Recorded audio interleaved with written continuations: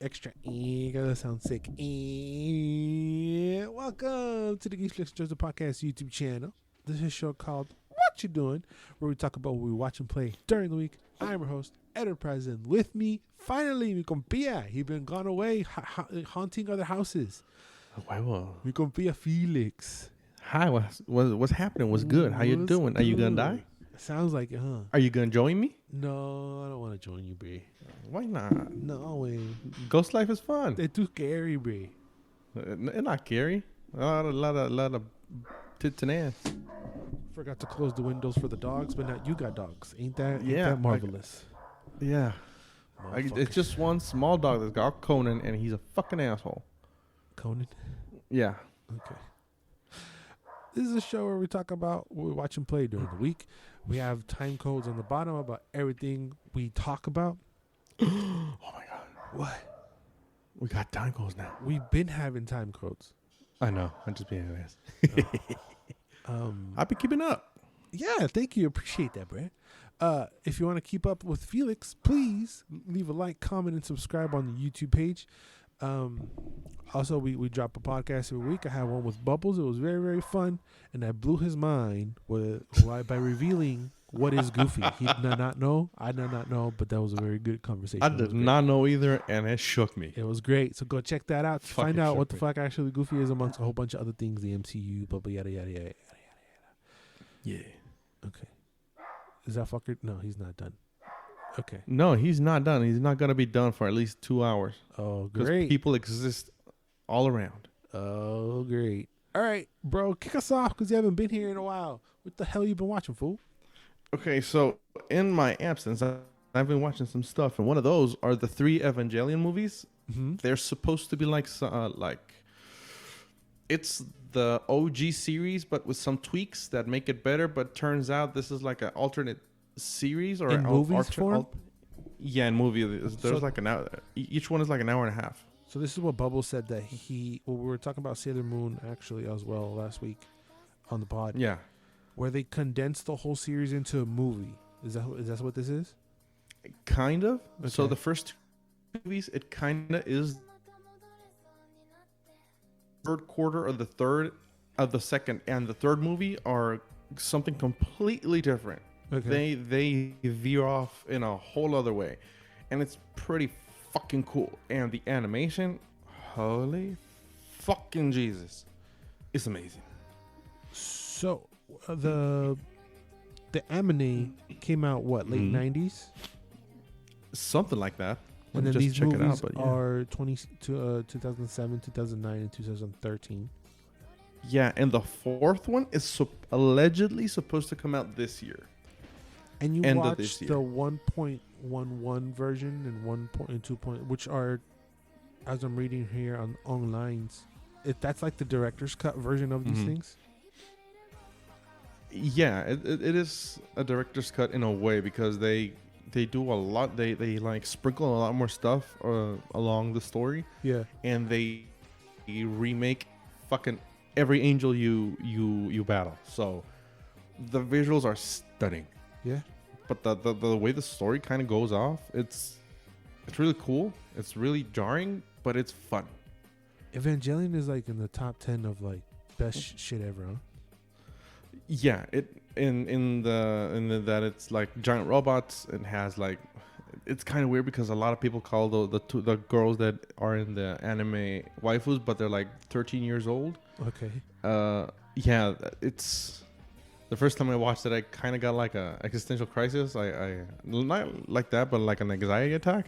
Okay. Because I watched it at 16 and it was like too much for me. Oh shit! Is it rated R? No, it's not rated R, but it's so heavy in existentialism and why do we matter, and like the main kid has daddy issues, like really hard daddy issues, because his father doesn't give a flying fuck about him. Mm-hmm. So it's a lot of that is centered around that. Then he goes into the robot, then he goes crazy, then the robot eats him. Then a lot of fucking stuff happens, and by the end, nothing matters. Nothing matters whatsoever. Oh, that's nice. So it was like, what? hold up, what the fuck is happening? And you're not privy to the anime, right? Or did you what? watch it? Did you ever watch the anime? Oh no, I watched the anime when I was 16. The whole Then series? I watched the movie. Yeah, the whole series. Then I watched it Oh. again like last year when it came out on Netflix. Mm-hmm.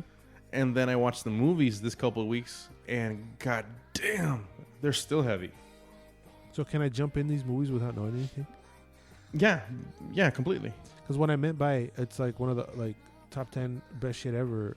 It's like it's so iconic that even if you are a novice in the anime world, I've heard of Evangelion. You know, Yeah. that's one that I should give a chance to. There's a handful of others that you just hear just You by should. living your life.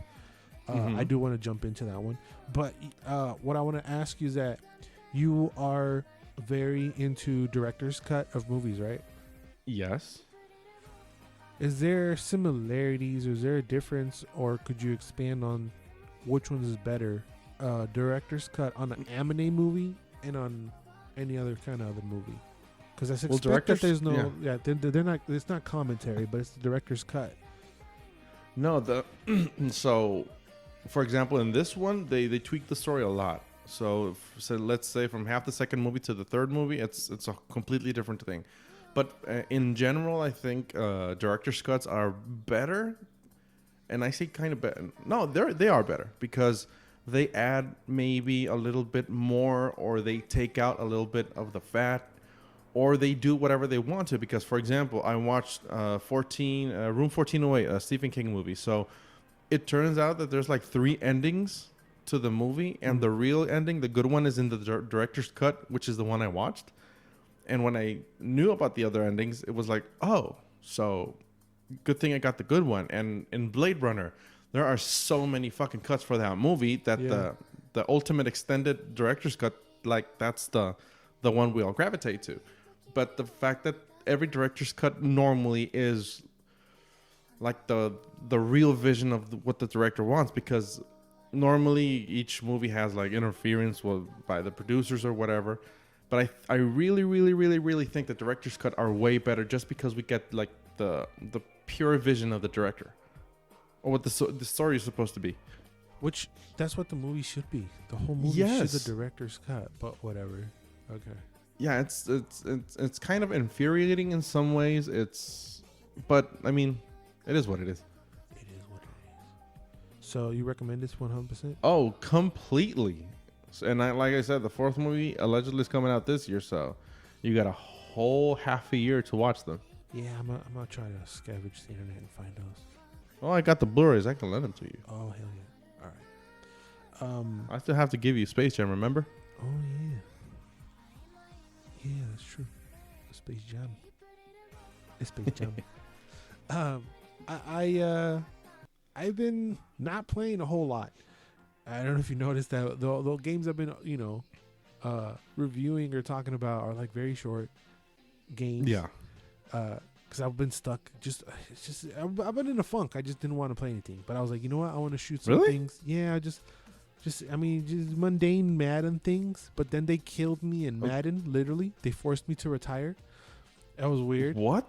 They forced me. They killed me on Madden. They were like, "You're done." It was. I was already in the season. It was like the year 2050, and they're like, "You're done, bro. You're done." They forced me out of the game. I'm like, "Okay, I guess I'll stop." So literally now you have to start all over again? Yeah. Oh my god! So there is an end. Kinda. They kind of forced me out. I thought I was just gonna keep going. Holy shit! Yeah. So I was like, okay, I want to shoot some shit in the face. So I had Wolfenstein Youngblood sitting there, and I was like, all right, it seems quick. This is the sequel to Wolfenstein 2. I forget the name of it. New Order? Is that the name of the second one? I forget. The New Colossus. New Colossus. No, that's the first one. I'm not sure. I don't remember. Anyway, this one, Youngblood, is a first-person shooter developed by Machine Games and Arkham Studio, published by Bethesda. It's a spin-off of Wolfenstein series where you play as BJ Blazkowicz's 2 young daughters. So in the beginning of the game... Yeah, the New Colossus is the second one. Is it? It just sounded weird. Yeah. It sounded off. You play as two daughters, and at the beginning of the game, you have to pick any of the two. It's purely cosmetic, but the relationship between the girls is goofy and funny and whatever, right? The game isn't for you to play with somebody else in co-op, but your loner compa over here was like, nah, I'm playing by myself. So I had the AI with me. Yeah, I had the AI with me, and she wasn't useless. She helped out a lot. She didn't get in the way. She killed things. She helped. I was a little pissed off towards the end because it was like I was dying and shit, or she was dying, and I'm like, bitch. And they did there's a cool mechanic where we have shared lives. So let's say I'm down and she can't get to me. I have 3 lives, and I use one of those lives, and I can just get right back up. You know what I mean? Mm-hmm. So it's a literal live. But it's very run and gun, kind of tactical. Feels more Call of Duty than any of the other ones, and sneaky, stabby. There are sneaky, stabbies, but what I really liked was the setting. So in these Wolfenstein games, what happens is it's our world, but even though we killed Hitler, the Nazis still managed to take over, and it's just all like neo-Nazi Paris and other things. So they're still reign supreme. But in the story in this game is we have to find BJ Blazkowicz. It's in the 80s, so that kind of setting is cool. Even though the map is the same place, there's only like 5 different areas, and there are main missions and side quests, but they're taking place in the same area, in the same like kind of place. So you just go to different sections of the map. It gets to feel kind of repetitive, but you start to get things to be able to open doors you couldn't do before. It all feels connected somehow. Yeah, and then there's activities where you have this other girl's like, oh, there's actually a Nazi guy you can kind of go and kill here, and yada yada yada. So it's like a side mission inside of a side mission. It's like an activity. It was a little weird, but I did really like the live thing. That was kind of cool. But yeah, the gameplay is fun. It's run and shoot. But what I was gonna get at is that we now in time, right? We got to a point where our loving characters have children, and we continue to savor that story through the eyes of the children, right? That's usually what happens in movies and in series. Like, we run out of shit, let's give them a kid, right? Trying to help me out here on the top of the head, like Shaft, right? Was one of the big ones, and let's give them a kid. What was the other one that did that? Creed. But we see that mostly in movies, right? Yeah. In video games, we don't see this as often. I feel like it's a new thing that we're stepping into, and it's happened in movies a little bit longer. The only thing I can think of this one. I can think of God of War, 2018 or whenever that came out with Atreus. But then I couldn't think of like a whole lot. I feel like we're gonna. It's still ways out, but this might be one of the first. I know I'm skipping on some that are like super blatantly obvious, of like beloved characters, children taking the mantle. I know that in the Mortal Kombat we got Cassie Cage running around there. Yeah, I forgot about her. Yeah, and I feel that it's only a matter of time where we get an Uncharted where Nathan Drake's daughter takes the mantle and it's her, or like a Tomb Raider son or something like that. Yeah, I feel like this is a first step in that direction, where the main people are the guy's children. Yeah, I mean, if they want to continue with these franchises, Gears of War 2, actually, that's true. But I mean, if they want to continue these franchises, that's like the obvious and the easy way out, and not the easy way in a bad way, but the best way they can do it, so they can keep going. Yeah, and we still love the characters. Yeah, but also, not that this is one of the steps. I feel like there's going to be more of these kind of characters coming, but for some reason, and you can disagree with me if you want, it feels more acceptable for them to be in video game form than in movie form. And movie form feels kind of cheesy and like lazy writing, like the Shaft one, you know? Oh, that was kind of shit. Coming to America, okay, now it's his kid. All these other old fuck movies where it's now the kid's taking over, it kind of feels more lazy. You think maybe it's because they can get more fleshed out in the video games than in the movies? Because in the movies you get an hour and a half, or 20 minutes, and in the video game you get like 12 at least. Yeah, there isn't a whole lot of story in this particular one, but I get the full sense of the characters of who they are. I mean, I beat it in like 8 hours, 10 hours. Oh, that's short. It's short, but there's still tons of side missions I could do. But even in that time, like they sprinkle some dialogue and some cutscenes that fully flesh out the characters where you're like, okay, I get a full sense of what this twin is and I get a full sense of what this twin is. Like, I get it. It's just, but if for some reason when they do this, it doesn't feel like, okay, now it's their children. You feel more excited, like, ooh, now it's his children, other than like, oh, it's Shaft's kid. You know what I mean? Yeah, and it feels like a cop-out. In the movies, yeah. But in games, I don't feel like it does. I could be tripping. I mean, I think it's because in the video games, it's because you spend so much time with the characters that you feel they feel part of you, and when they get kids, like you see what they have to go through to defend the kids or defend the family or whatever. That you go like, oh shit, that's awesome. The kid is going to take up the mantle. Yeah, that makes all sense in the world. I was just, it was just like, okay. I was just trying to think, and I thought of more off the top of the dome, but I was like, more cheering of the characters that we love. I feel like there's going to be a giant wave of that. So okay, give it to me. That's going to be cool. If we're not in it already. What else you been watching, fool? So I remember that last week you said on the podcast that I would not give a fuck to go into the movies, and I did not give a fuck, and I went to the movies and I saw Demon Slayer, the Mugen Train. Mugen, yeah.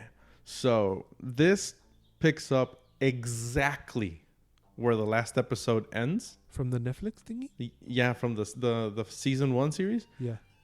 As soon as the 26th episode ends, this movie starts. Damn. And it's continuity. Yeah. And I mean, it's a movie, so they put money on it. It's gorgeous. The story is that they get up on a train and join one of the pillars of the Demon Slayer clan, of the Demon Slayer Association. Yeah. And they have to kill some demons in a train or investigate why there are demons in a train. And it's, God damn it, it's so fun.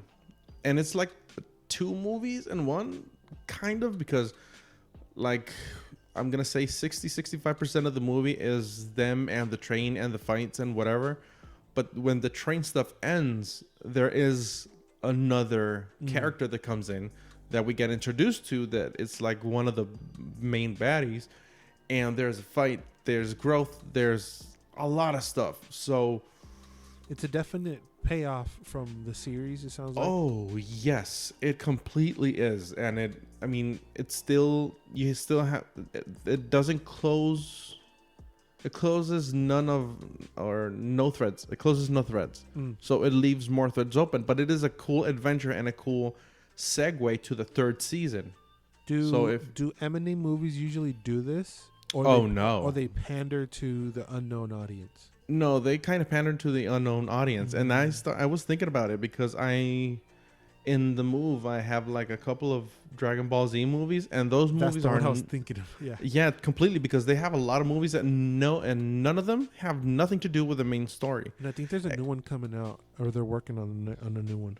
I think so, but for example, the last 2 or 3 Dragon Ball Z movies, they're canon. They're part of the story. But every movie that came in the 80s and 90s, those are one shots. Even the Knights of the Zodiac ones.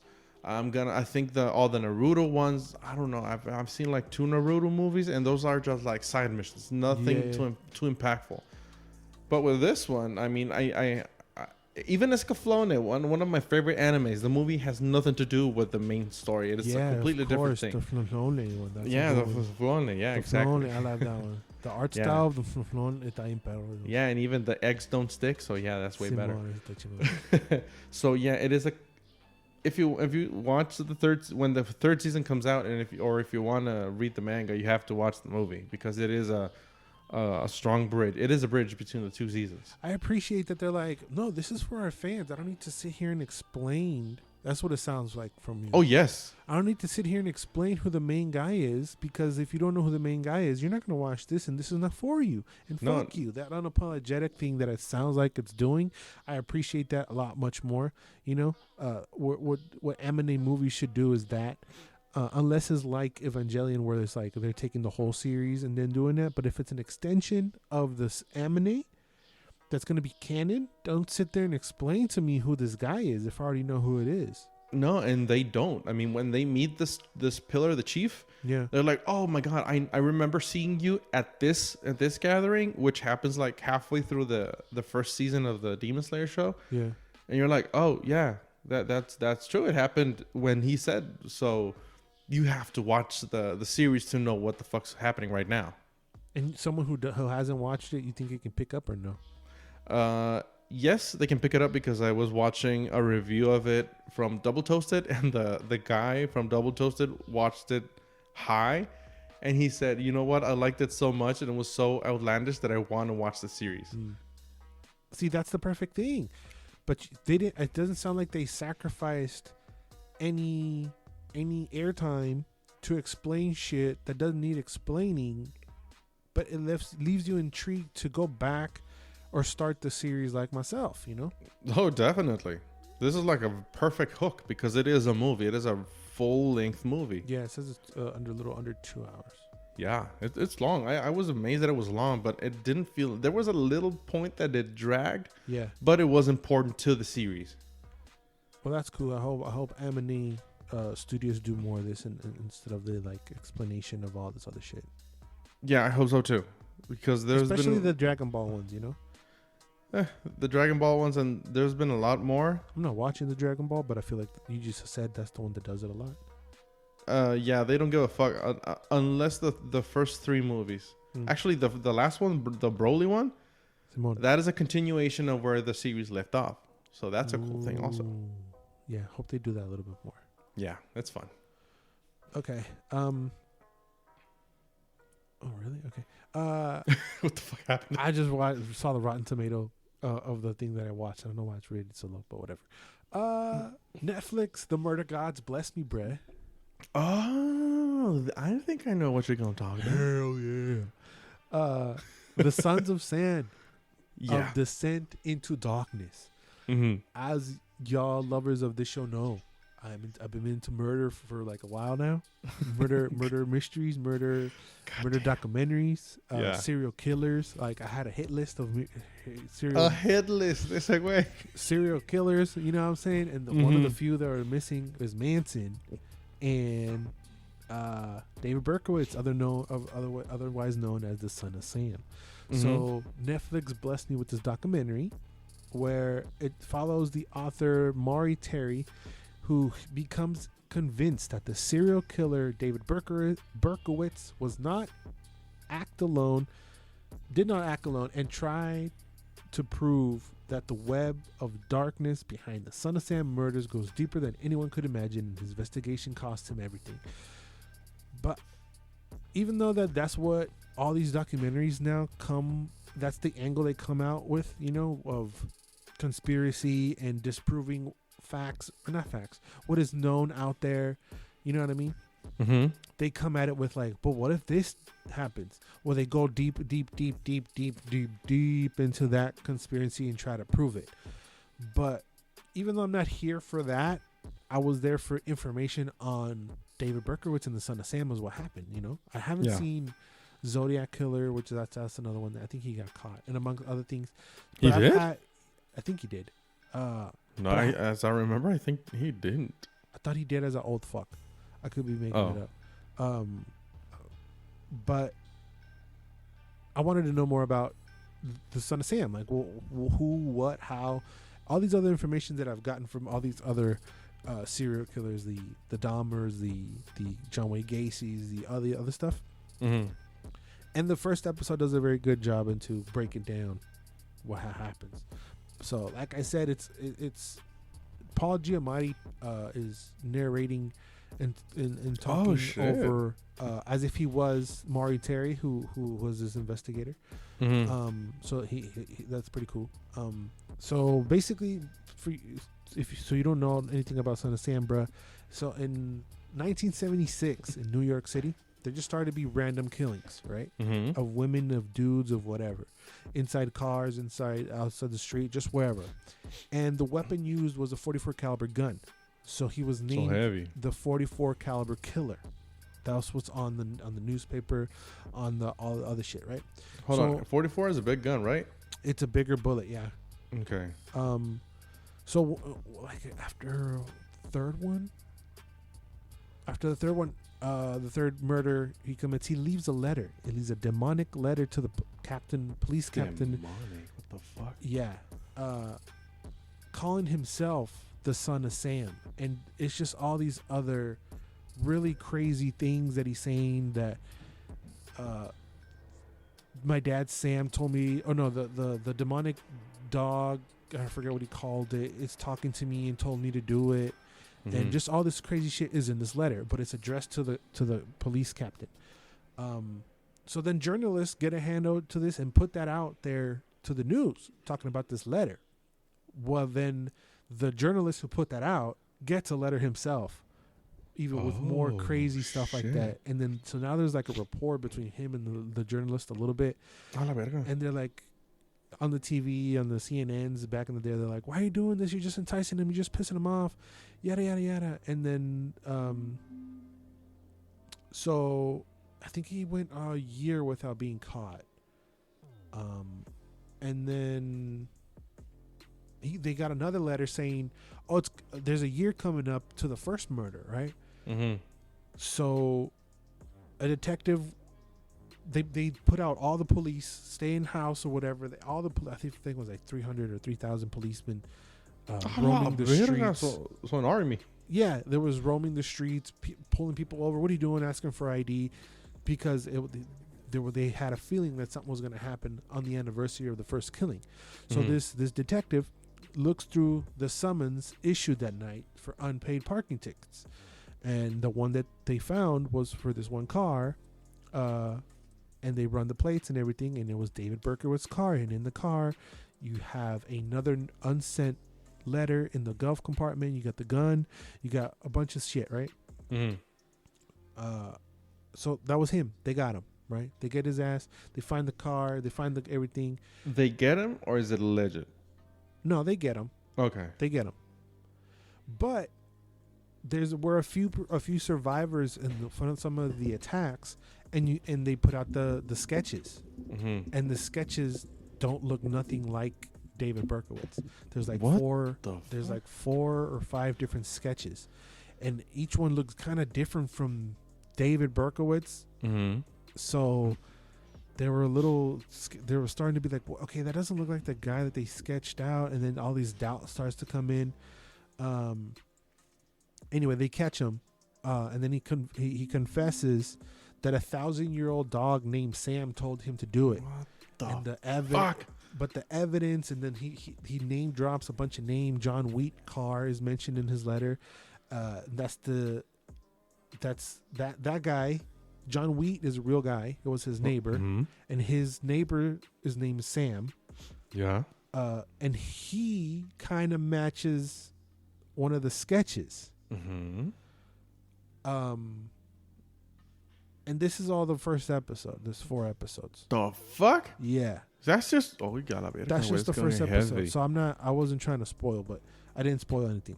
So that's the first episode. And it just gets crazier and crazier. And it starts to unravel into like this demonic cult that had influence with Manson. And all this other shit comes to, and I'm just here eating it all up. Like, gimme. I ate that shit up. Bien, cabrón. Because if you look at David Berkowitz, he kind of looks Mongolito. Like, something's wrong with that fool, Yeah. And then he doesn't, like, you start to believe everything that the documentary is feeding you. So you start to make excuses and you start to like, okay, yeah, I see that. The sketches is the one thing. The cult is the other. The evidence for other things. But the police, he was tormenting the police for a better part of a year. So once they caught him, they were like, hey, we caught him. Hey, catching on. We got him, right? Finery. And then they didn't pursued or do any real investigation work as to try to prove they just found the gun in his car. Okay, dun dun. He was it. That was it. The fact that there could have been a possible more shooters, other people, that was never in question. Yeah, they discarded that shit. They discarded that shit, and the fact that there's people in David Berkowitz's life that look like the sketches that the artist put out. No, they just let him. Okay, no, it's his friend, and then they investigate the friend. Like this guy, the reporter, investigates the friend. Este vato, el Maury Terry, and it's like, okay, that guy looks like this guy, and then okay, he was in a call. Like he starts to unravel, but nobody believes him, and he goes on TV and he just like labeled a nut. It's pretty crazy. It's pretty good. It's only 4 episodes, 50 minutes. I ate that shit up in one sitting, bro. 4 episodes, but sí está medio corto. It's not terrible. No. But that's another murderer checked off my hit list. So are you satisfied right now? Right now, yeah. I can hold off till the Manson one. I'm missing Manson and Dahmer. Like I've heard of those, but I haven't gone in depth with a documentary, like actually knowing what the hell is going on. Okay, you are gonna hate what I'm gonna say right now. Okay, but there is a podcast that has 2 episodes, each one an hour long, about Dahmer in Spanish. Yeah, I'm good.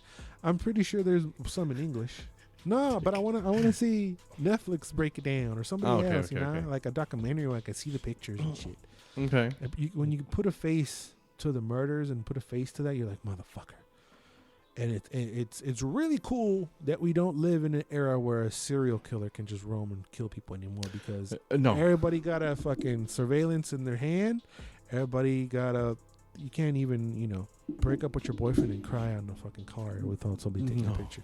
I mean, thank God J-Lo. You can't do that. Oh, fuck. So yeah. What happened? She broke up with Alex Rodriguez. You don't know that one? No. The paparazzis took a picture of her crying and shit. It was great. Oh, no, mommy.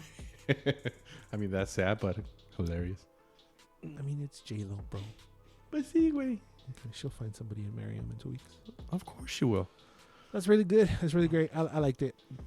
It's just rated 38% Rotten Tomatoes. I don't know why. I think a lot of that has to do with them pushing their agenda of trying to prove something. But I get blinded over that thing, and I just sit there and take in the information of what happened, because I was swimming in my dad's balls in 1976. So basically, fuck proving that shit. You just want to know.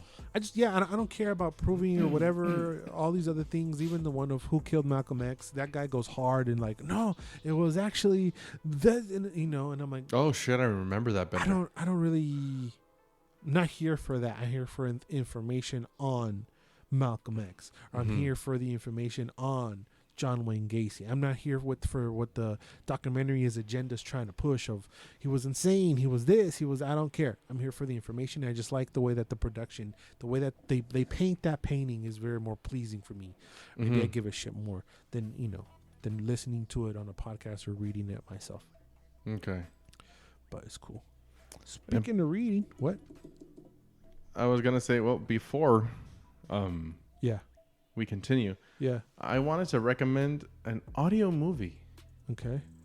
So I came up with this. I was searching for podcasts about spooky shit, and I came up to this one called Shipworm, and it's an hour and a half, one-shot story. It is a drama. It is a thriller type thing, and it's pretty fucking good. It's fully produced with audio design, with characters, with everything. So it's basically a audio novel. Yeah. It's pretty dope. So I would like to recommend that. Okay. Yeah. Audio movies are like very, very specific for a very specific crowd of people.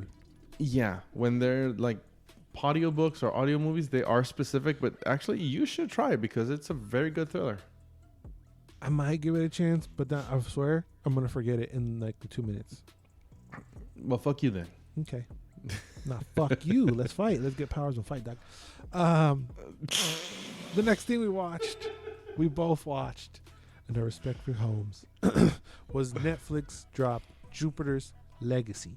Yeah. So this is about the first generation of superheroes that has kept the world safe for nearly a century. Now, their children, hey, this is what I was talking about, must live up to their legacy in an epic drama that spans decades and navigates the dynamics of family, power, and loyalty. And obviously, family. So that's basically the story. This is based on a comic from 2013. What do you thought about Jupiter's Legacy? Just a broad stroke, real quick, before we break it down a little bit. It's acceptable. Yeah, that is 100% fair. Yes, it's acceptable. Yeah, if you guys have any takeaways from our reviews, Jupiter Legacy is acceptable. That's about it. That's about it. I mean, that's all I can say. Yeah, that is fair. Thank you for that. Let's break it down a little bit more. I like the characters. There's a lot. What the show does is there's like so many story threads all over the place. Yeah. And the one that it hooks you with is the last one they tie together, which I did not like. So like the big cliffhanger of the very first episode doesn't get addressed until like the 5th episode. That part pissed me off. And the cliffhanger of what? Of the first episode. I forget it. What happened? Of who the hell is Darkseid? Oh yeah. That part doesn't, and I say Darkseid because they fight this guy called Black Star, who looks just like Apocalypse, and Darkseid had a baby. Mm-hmm. And then they don't tie that story until the 5th episode. In the meantime, they're dropping origin stories of the daddy, and they go back to the 1920s and how they discovered their powers and all that. But all the whole power thing is throughout the whole season, and they're like struggling with the kid who blah blah blah. And then there's this code similar to Batman. There's a lot of similarities. The dad is a Superman powers. They each have different powers. There's like the union of like X-Men of like little kids, and they're going to school, and then not school, but like they go to academy and try to learn how to use their powers. And then there's also supervillains, and it's not like an academy. It's more like an organization. Like you have to join. Did they not call it academy? No. Oh, maybe you heard that it was below Umbrella Academy, but that's about it.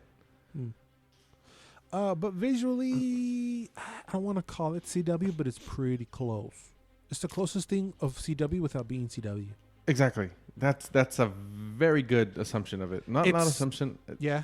Asseveration, because it's a step above CW, but it still has that. But not even a whole step. Probably half a step. Yeah. There's still caca. Like the very first episode smelled like CW, bien cabrón. But it was only that first lady, that purple lady that looked like came out from a straight Power Rangers shit. Yeah, I think that was. I feel safe to say that was the worst part of the series. The worst, and it's the very first like. That's not a good opening to the series. Yeah, it made it feel campy and kind of. It was like Power Ranger way, because she would like even looked over to the kid and have us talk, and the voice was all distorted, and then say something.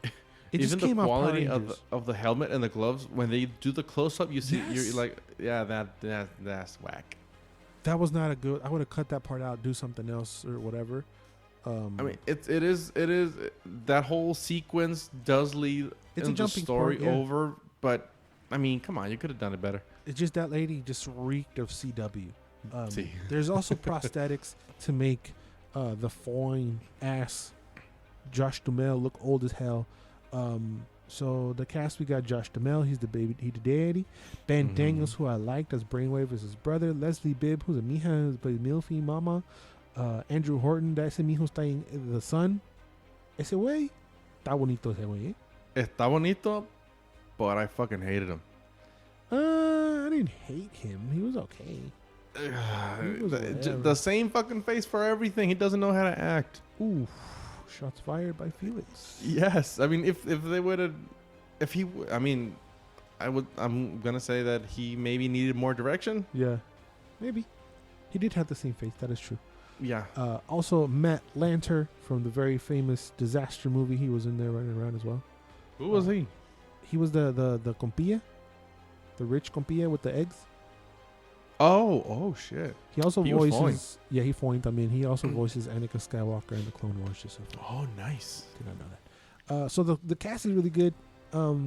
Also, Anna kind of OG. See, YouTuber. I was surprised. She was great. Some of the powers are great, but there's more like family drama, as it said in the description.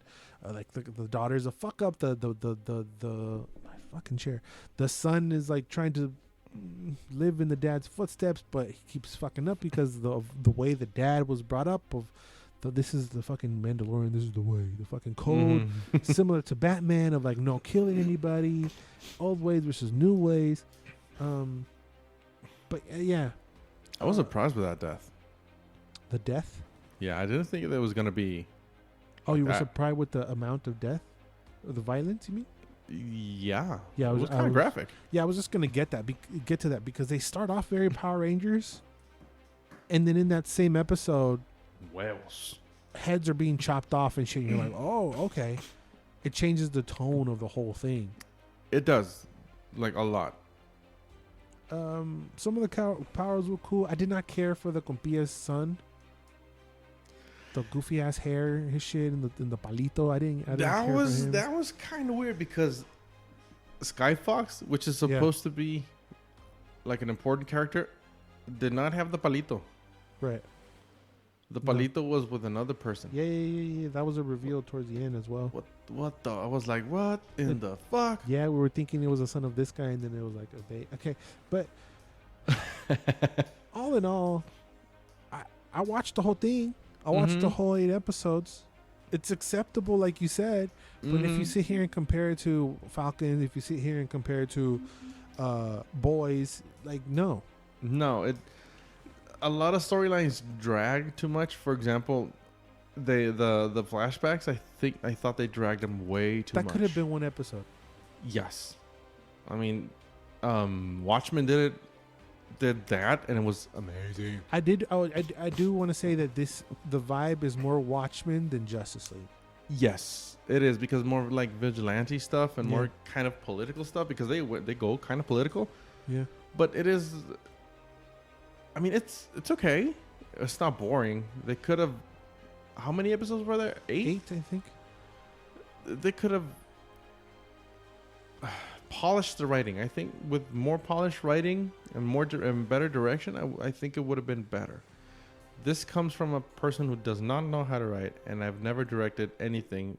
I thought that the actors did a good job, though. I thought that the actors acted great. Yeah, they did. But for example, the kid. I mean, I'm talking more about the kid, but John. How do you pronounce his name? Duhamel? Yeah, Josh Duhamel. Okay, that guy. He's fucking great. Papasota, he's great. Mijo. His wife is also good. Ricky Bobby's ex-wife. I did not know I was gonna like her that much. She's fantastic. She's fucking gorgeous. Seaway. She's great. And the brother is probably MVP. Yeah, I was gonna say he's my MVP. Seaway Ben Daniels plays Brainwave. He's great. He's great. They set up villains for the next one. Yeah. It's just there's something about it that's missing. It's not on the actors. I do feel it's on the writers, on the writing. Maybe the way that they played out the story. I don't know. I would have made the whole origin one straight up episode. Maybe the second or the third episode. It didn't have to be dragged out throughout the whole season. The daughter and the thing and the thang, and they just kind of go all over the place. They're all over the map.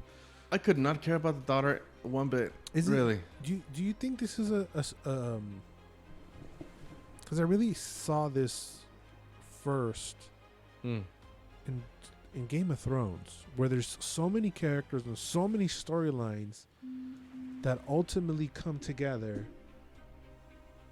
Is that a new thing in series, or am I tripping? Where they have all these storylines spread out all over the place. Well, I think it is newish in the fact that, for example, let's say Dark. In Dark, they set up a lot of stuff that pays out in the end. Right. But that the whole series, the 4 seasons, were thought of from the get-go. They knew we were going to do 4 seasons. This is what's going to happen. But on Game of Thrones, I mean, they kind of pull some things out of the seat of the pants because the books aren't finished.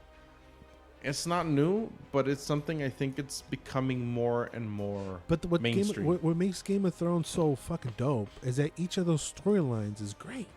Yes, it is. None of them they are boring. you're not like, oh, okay, we're back with this guy again. I mean, we did felt like that with probably Jon Snow, us, Bubbles and I, because we didn't care for him.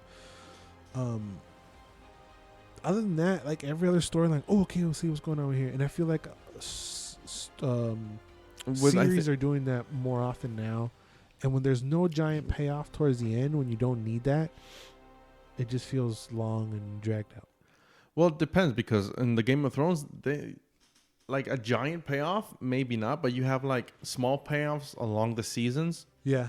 And that helped a lot. And with this one, you're looking at like one giant thing at the end, but not really. But a payoff is more like when in Game of Thrones is like you're following this story and then this story, and then all of a sudden they collide while you knowing both backstories of each character, and then they come and interlock and start fighting each other. You're like, but wait, tú estás bien perro, but tú también, wait, hold on. That's kind of the playoff and confliction.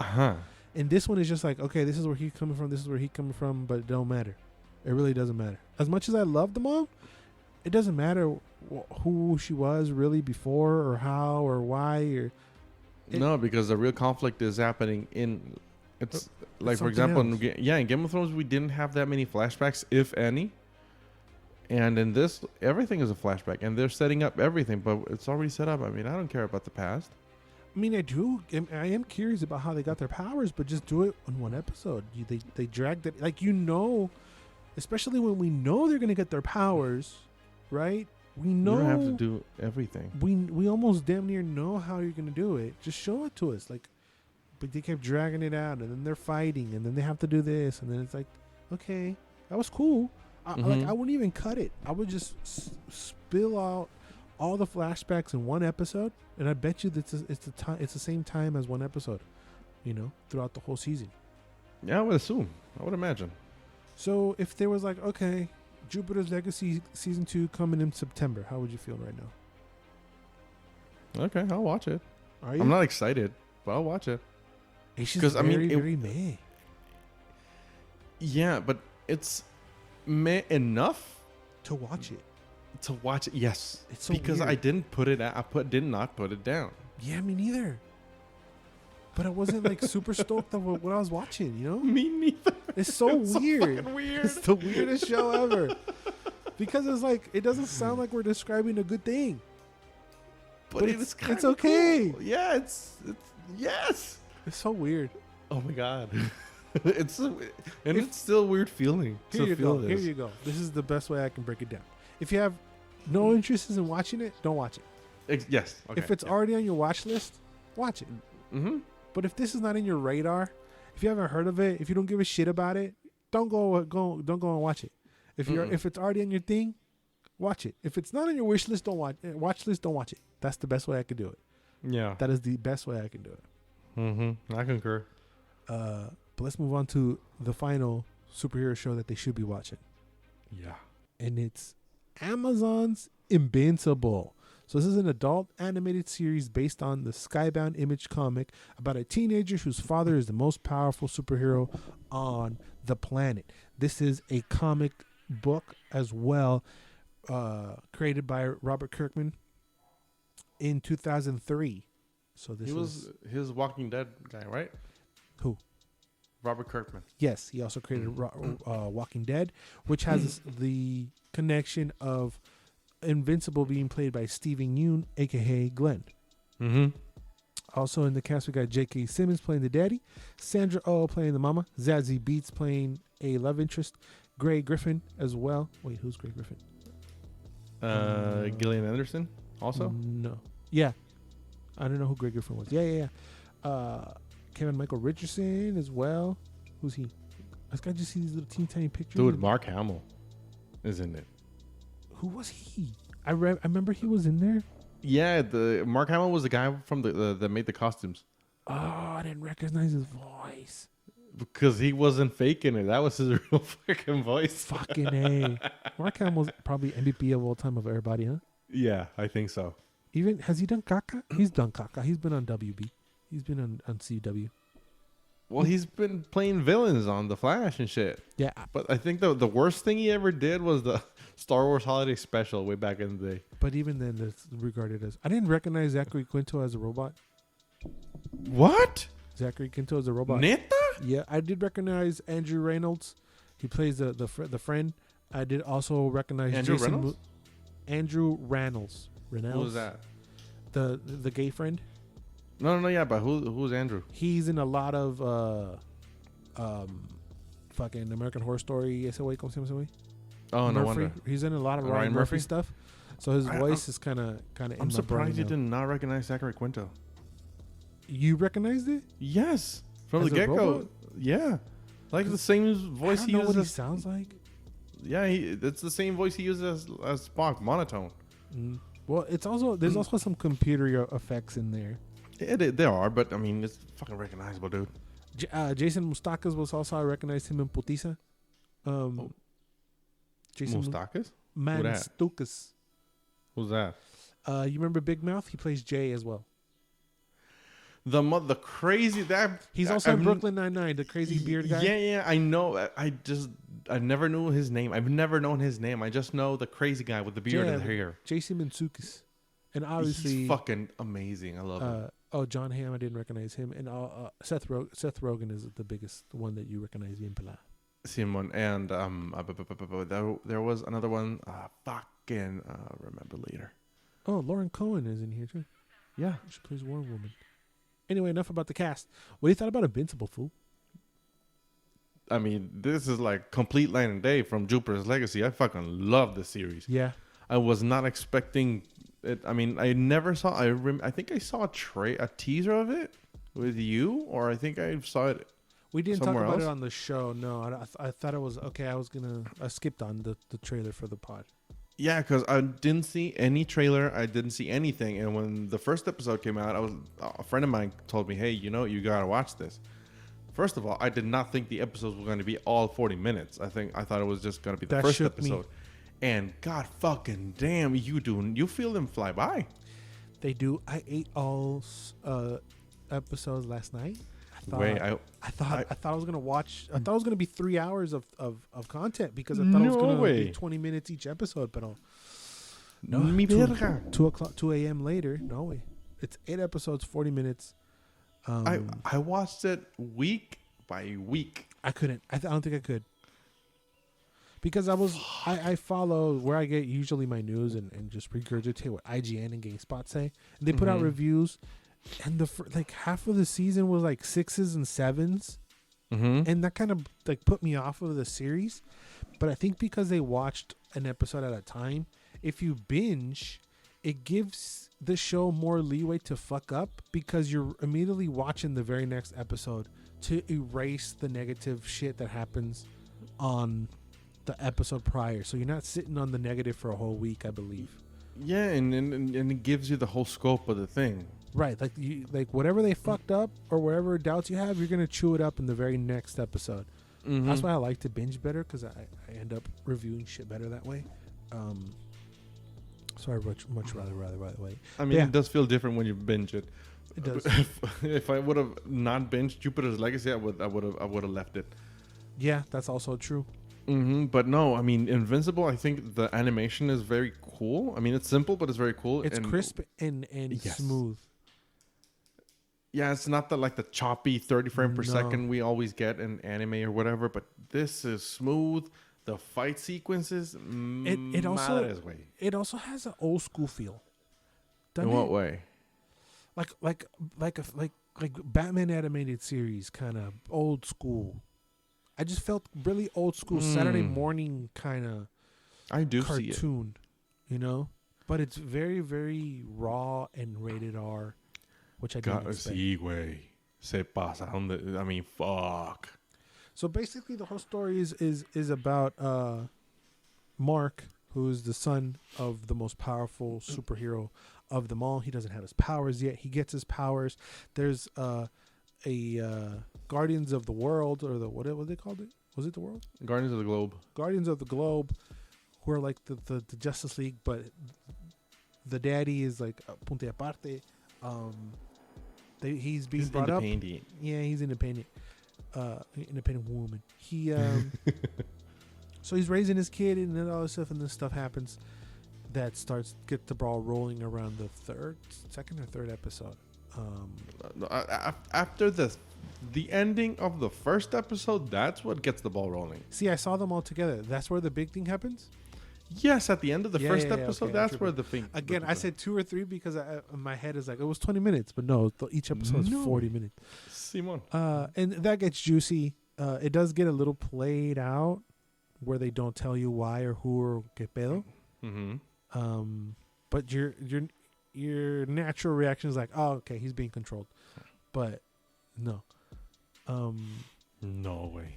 No mames. That verga. I was trying to find out if there was any kind of correlation between this and DC. If it was published by DC or what. It's Image Comics, I believe. Mm-hmm. Because I don't want to call it a ripoff, but the similarities to some already existent heroes. Oh, that was so blatant. Cabrón. No seas mames. mamón. Guardians of the Globe? Bitch. They had the Guardians of the Globe. Then each one of the characters, I was like, dude, I'm surprised you did not get out of the lawsuit. Hey, wait. I mean, the main guy is Superman. Mm-hmm. You got Blackwing, right? Batman. Who's a black Batman. You got a Warrior Woman, Wonder Woman. Mm-hmm. Who else? You got The Flash. Animal Girl. Oh, the Flash was just red también. And Russian. Animal Girl, was it? Was it Animal Girl? Or they just straight up called her Beast Girl? Beast Girl. It's Beast Boy. I mean, yeah. Fuck. What's the name of the friend?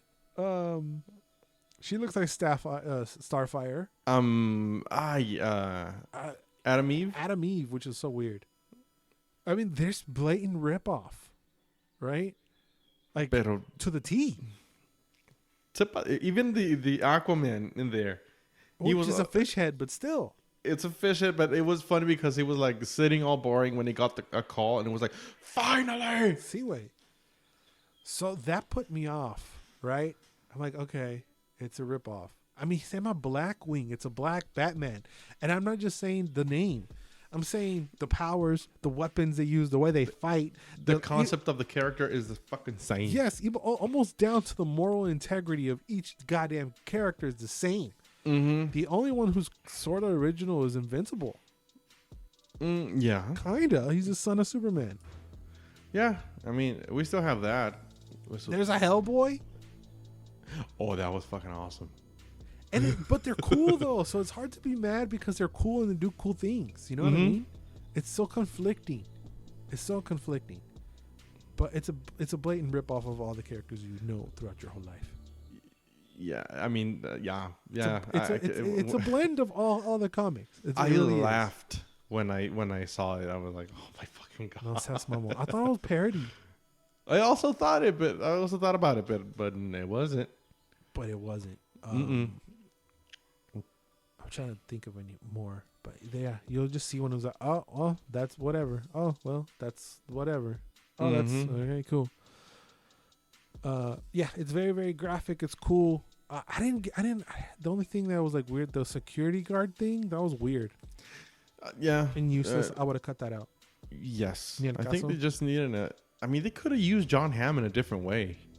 Yeah, it was just really, really random and weird. They follow the security guard's kind of story for no reason. Yeah, I thought there was going to be a payoff when they were doing the grave thing, but there wasn't. No. I mean, yeah, they could cut that out, but whatever.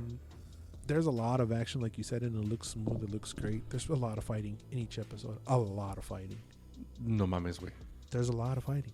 Fucking fighting, güey. Putera fighting. Each episode, there's like 4 fight scenes. It's great. At least. It was kind of cheesy, but I did really, really like the all of a sudden intro. Simon, I loved it. I fucking loved it. And then each episode gets more bloodier and bloodier. I did not notice that. Yeah, the first episode it's clean, and then the second episode there's like a little mancha of blood. And each episode it gets bloodier and bloodier and bloodier and bloodier. Yeah, I saw the supercut of the intros, and by the end is a massacre. Yeah, I like the music too. There's cool music drops. It's very, very, very fresh, very, very hip, very, very cool, but also having an old school feel. Like I said, I like the performance. Who was probably your MVP? damn, it's hard. I like J.K. Simmons a lot. Yeah, I think.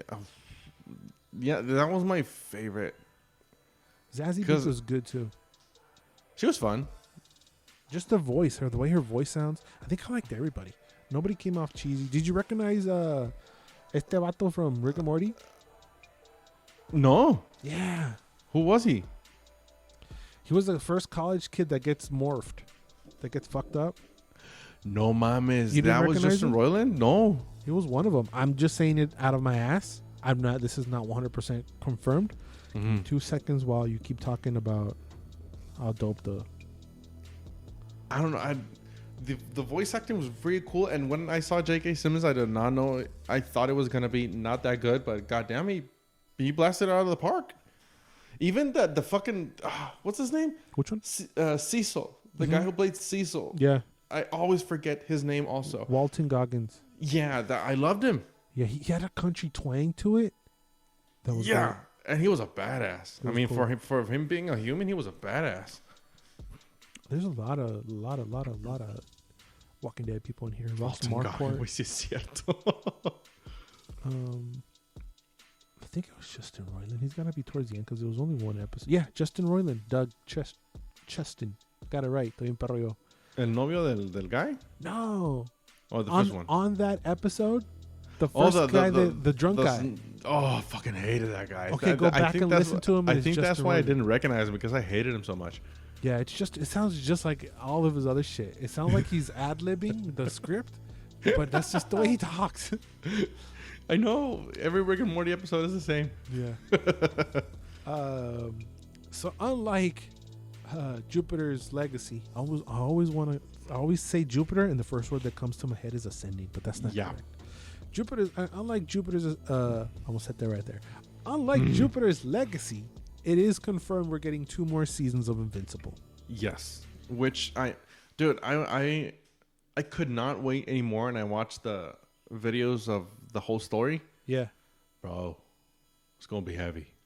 It's gonna be good. Even that last scene was like, well, now, and then they start showing all the different things that is happening. Again, going back to the side stories and the side missions of the story, where this also has a bunch of stories, kinda. But they're all coming together and they're all interesting, and you give a shit about the new Guardians of the Globe, and you give a shit about these other characters. Because if it's all Invincible, it gets a little tiresome. You know? Yeah, it gets repetitive. It gets repetitive. You want to know what the hell the dad and the mom doing? They fucking, or what they doing over here, what they doing over there. You know, these guys, this guy, all the characters are pretty fun. I didn't find anybody annoying. It's fun. I'm excited for 2 more seasons. I'm down. I'm gonna gobble that bitch up. It's fantastic. It's really, really good. Go watch Invincible. Yeah, I mean, if you have time, binge it, because binge is pretty cool. Yeah, I wonder if there. I should put out a poll, but there's nobody out there listening, so I'll put this one in the can. Belgium. I can ask Belgium. What's better, to binge or to do episodic, like once a week? I like to binge. It is fun to binge, but I think episodic is better because you have more time to talk about it. And when you binge it, you talk about the whole thing. And when you watch it, for example, with The Mandalorian, goddamn, those talks about the episode were awesome. Yeah. If you break it down. But yeah, no, it's good. Do they stick with the 40-minute episodes? What do you mean? Do you think they should stick with the 40-minute episodes for these next 2 seasons? Well, if they're going to do an episode a week, yeah, sure, please do it. Because if it's 20 minutes, I'm going to be pissed. Really? I was kind of pissed that it wasn't 20 minutes, but then I was like I told you, it doesn't feel like it's 20 minutes, so much going on. Yeah, they should stick to the 40. It's just, I feel like it's kind of unheard of an hour animated show per season, per episode. Yeah. I was trying to think about it, but yeah. They're usually 30 minutes because it's a whole animation. So it almost feels like it's almost 2 seasons. Really? Actually, yeah, you're right. And the Bad Batch already came out, and the first episode I think is like 20 minutes, and the second episode is like an hour and something, and the next episode is going to be like 20 minutes also. Disney does whatever the fuck it wants. It's a mess over there. Nah, see, with Disney is a whole other monster, dude. Should I watch that or no? The Bad Batch, I haven't watched it. I have to catch up on it. Yeah, dude, I have no fucking internet. Oh, and I forgot they came out. You forgot it came out. Fake fan. Yeah. I'm gonna let you go so you can catch up on the Bad Batch. We'll be talking about that when that ends. Castlevania comes out this week. A bunch of other shit be popping out. You can definitely expect us being here next week talking about all the shit we watched. If you like this video, leave a like, comment, subscribe on the bottom. All that good shit. If you jump stuff, all that, all this is for y'all. So please, as much love as we show y'all, leave us some love on the comments and the likes and all that. Share it, all that good shit. Anything you want to say to the beautiful people, Felix? Brothers, now that I'm back, I want to tell you, take care, hug your family, and eat ass. Eat ass. You can follow me at Enterprises, Paurazas. You can follow Felix at Jafel91. Anything else I'm forgetting, Noah? You're going to listen to us everywheres? Everywheres. On the everywheres. Love y'all. Always and forever. You do. Bye. Peace.